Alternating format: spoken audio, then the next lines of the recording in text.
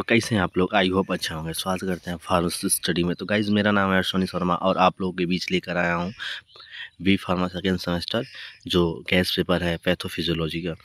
तो गाइज़ अगर चैनल को सब्सक्राइब नहीं किया, चैनल को सब्सक्राइब कर ले, बेल आइकन को प्रेस कर लें क्योंकि हर वीडियो का नोटिफिकेशन सबसे पहले आपके पास पहुँचे। और टेलीग्राम चैनल को ज्वाइन नहीं किया तो टेलीग्राम चैनल ज्वाइन कर ले, ठीक है गाइज़। और ये इतनी मेहनत करने के बाद आप लोग के लिए गैस पेपर बनाया हूँ। आज ही आप लोग का एग्ज़ाम है तो इसके लिए सॉरी, क्योंकि टाइम नहीं था, इसलिए सुबह ही आप लोग के लिए एक सरप्राइज रहेगा ये गैस पेपर का। तो देखिए स्टार्ट करते हैं। 2 मार्क्स का क्वेश्चन गाइस, ठीक है। 2 मार्क्स का क्वेश्चन ये कह रहा है, देखिए 2 मार्क्स के cell injury, define the cell injury adaptation. Define करना है सेल इंजरी होता क्या है, ठीक है। फिर डिफाइन द टर्म एंट्रोट्रॉफी, हाइपोट्रॉफी, हाइपरलिज्मिया, मेटाबॉलिज्मिया, डायस्मिलिज्मिया, या ऐसे ही पूछ सकता है कि डिफाइन द एसिडोसिस या एल्कोलाइसिस क्या होता है।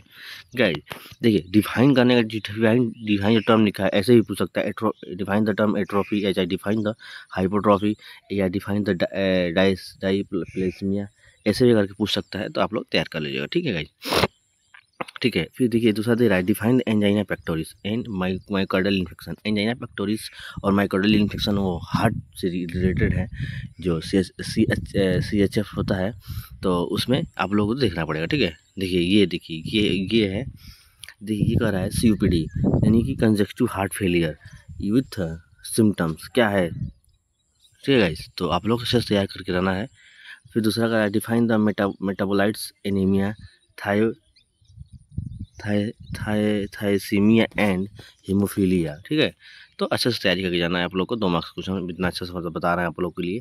फिर डिफाइन करना है, define the diabetes, maintain the types of causes, यानी कि टाइफाइड होता क्या है, डायबिटीज होता क्या है उसको डिफाइन करना है।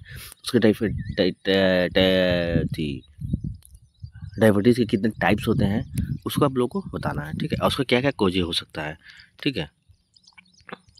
फिर कि ये कह रहा है कि हेपेटाइटिस, डिफाइन हेपेटाइटिस कितने टाइप होते हैं, hepatitis A B C D जितने हैं उसको आप लोग को लिखना है। फिर राइट द वेरियस टाइप, देखिए वेरियस टाइप पूछ दिया या तो ऐसा पूछ देगा ऐसा पूछ देगा कि what is the hepatitis and causes पूछ देगा, चाहे सिम्टम्स पूछ देगा कि हेपेटाइटिस कैसे क्या क्या, हेपेटाइटिस किसी को हो जा रहा है तो क्या उसका सिम्टम्स हो सकता है, तो ऐसे पूछ देगा, ठीक है।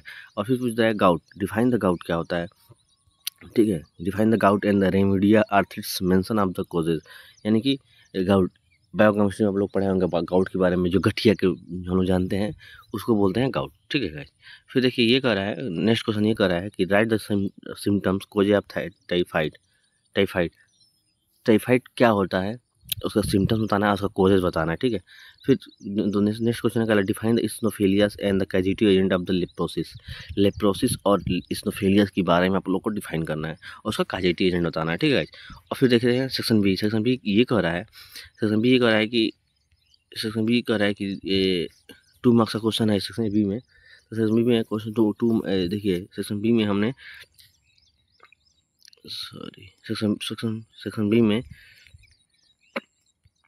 सेक्शन बी में देखिए हमने 3 क्वेश्चन बनाया है, ठीक है। तो आप 4 क्वेश्चन है, सॉरी 4 क्वेश्चन है सेक्शन बी में, ठीक है। तो आप लोग 4 अगर तैयार करके जाएंगे तो अच्छे से एग्जाम आप पास आउट कर सकते हैं, ठीक है। देखिए डिफाइन द सेल इंजरी होता क्या है उसको डिफाइन करना है। पहले आप लोग को सेल इंजरी डिफाइन करना है, फिर उसके बाद कोजेज लिखना है, उसका पैथोजेनिस लिखना है, फिर सेल इंजरी होता कैसे है, और फिर उसका जो सेल इंजरी हो जाएगा तो कैसे रिवर्सिबल होगा, फिर कैसे ठीक होगा, फिर कैसे सही होगा, जो उसका पैथोफिजियोलॉजी होता है उसको आप लोग को बताना है, ठीक है। फिर नेक्स्ट क्वेश्चन ये कर रहा है कि explain the feedback system of involve homeostasis होता क्या है, उसका फीडबैक और सिस्टम बताना है, ठीक है। और फिर ये कह रहा है कि नेक्स्ट क्वेश्चन ये कह रहा है, define the cancer and explain the pathophysiology of the cancer. Cancer को डिफाइन करना है और उसका एक्सप्लेन करना है पैथोफिजियोलॉजी ऑफ द कैंसर कैसे होता है और क्या क्या उसका कॉजेज हो सकते हैं, सिम्टम्स क्या हो सकते हैं, जितना आएगा 10 मार्क में, कॉजेज, सिम्टम्स, मेडिसिन, कौन सा मेडिसिन यूज करता है, सिम्टम्स क्या है, पैथोफिजियोलॉजी क्या है, उसको कैसे होता है और कैसे ठीक होता है, उसके बारे में आपको फिर बताना है। फिर नेक्स्ट उसका है कि explain the etiology types of pathogenesis और डायबिटीज मेलाइटस, यानी कि डिफाइन एक्सप्लेन करना है etiology type of pathogenesis of the diabetes mellitus. Diabetes mellitus के टाइप्स क्या होता है, इटियोलॉजी क्या होता है, और उसका पैथोजेनेसिस क्या होता है, उसके बारे में आप लोग को बताना है। फिर देखिए सेक्शन सी ये कर रहा है कि सेक्शन ये कर रहा है कि define the inflammation right the mechanism of discuss chemical mediator involve. यानी कि इन्फ्लेमेशन, अगर किसी चीज़ की इन्फ्लेमेशन सेल इंजीनियरिंग हो जा रहा है तो उसमें कौन सा केमिकल इन्वॉल्व होता है या मेडिएटर होता है कि जो इन्फ्लेमेशन को बढ़ाता है, ठीक है।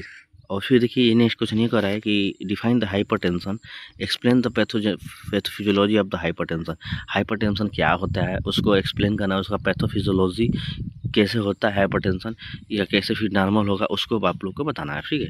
तो ये कर रहा है कि define the epilepsia and pathogenesis and also in the पेप्टाइटिस ulcer disease या पैथोजेनेसिस। यानी कि पेप्टाइटिस अल्सर होता क्या है, देखिए पेप्टाइटिस अल्सर स्टमक में होता है, जो एसिड के ज़्यादा प्रोडक्शन हो जाने पर इस पेप्टाइटिस अल्सर होता है, ठीक है। एचसीएल के ज़्यादा प्रोडक्शन होने पर पेप्टाइटिस अल्सर होता है, ठीक है। तो ऐसे ही आप लोगों को लिखना है, ठीक है, थोड़ा बहुत बनाकर अपने अलग से भी लिख सकते हैं, ठीक है। फिर ये कह रहा है कि define the hepatitis right the type of detail. इनकी हेपेटाइटिस होता है क्या है, उसका टाइप लिखना है, उसको डिटेल में लिखना है, ठीक है। बिग क्वेश्चन कर रहा है, बी सी ई कर रहा है ये डिफाइन एड्स। एड्स क्या होता है, उसका पैथोफिजियोलॉजी और एड्स क्या होता है इसके बारे में हम लोग को बताना है, ठीक है। फिर नेक्स्ट क्वेश्चन ये कर रहा है कि define the asthma, explain the pathophysiology discuss the pathophysiology of acute chronic रियल फेलियर। यानी कि अस्थमा के बारे में आप लोग को बताना है कि अस्थमा होता कैसे है। अस्थमा एक फ्रोजन पार्टिकल से अस्थमा होता है और उसी कारण होता है, ठीक है। तो फिर इसे बताना है। फिर देखिएगा define the tuberculosis, explain the pathophysiology of the TB. जो टीबी कैसे होता है, किस कारण से टीबी होता है उसके बारे में आप लोग को बताना है। और फिर ठीक है, फिर ऐसे हमारे चैनल बने रहिए और चैनल को सब्सक्राइब कर दिए, बेल आइकन प्रेस कर दिए। आप लोगों को भी ऐसे इंटरेस्टेड क्वेश्चन मिलता रहेगा। और गैस पेपर ह्यूमन एनाटॉमी का आप लोग का आज शाम नहीं तो हाँ शाम तक आप लोग का आज को मिल जाएगा, ठीक है। तो चैनल बने रहिए। Thank you.